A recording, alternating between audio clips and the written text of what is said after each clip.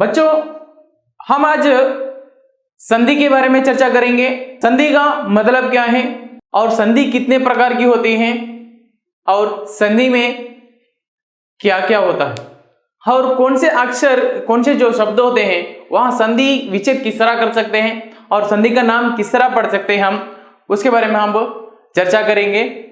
तो देखो बेटा, यहाँ पर संधि बोल के बताया गया है, दो अक्षरों के मेल से जो विकार होता है उसे संधि कहते हैं बोल के बताया गया है। कितने अक्षर बेटा?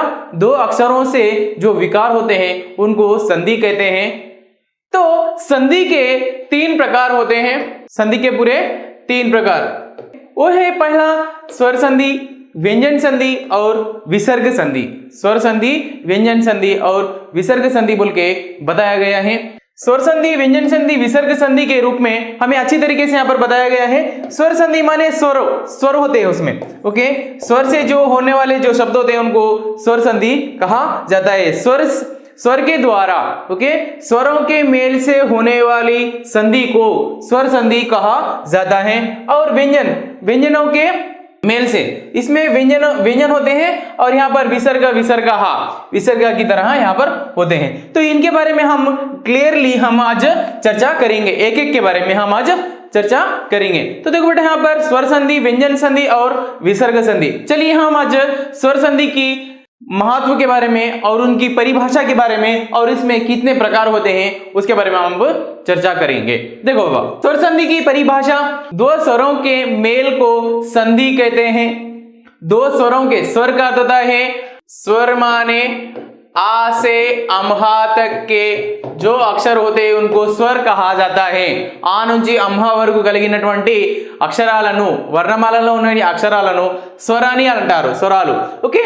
दो स्वरों के मेल को, मेल मीन्स कलయిక, ओके, कलवडम, दोनों स्वरों के मेल को संधि कहते हैं। और इसके 5 प्रकार है। कितने प्रकार है बेटा? इसके पूरे 5 प्रकार होता है।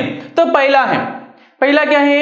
दीर्घ संधि, दूसरा गुण संधि, तीसरा वृद्धि संधि, चौथा यण संधि और पांचवा अयादि संधि।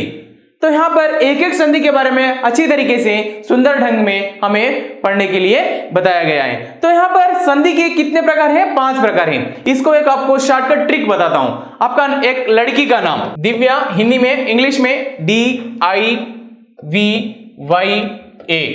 दिव्या है ना, एक लड़की का नाम है। तो यहाँ पर संधि के 5 प्रकार हैं। सर ఇక్కడ సంధి యొక్క 5 భేదాలు చూపెట్టారు మీరు, మరి దివ్య అనే అమ్మాయి పేరు ఎందుకు రాశారు? डाउट।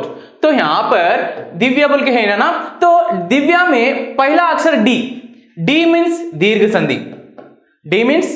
संधि, और दूसरा माने गुण संधि को DI।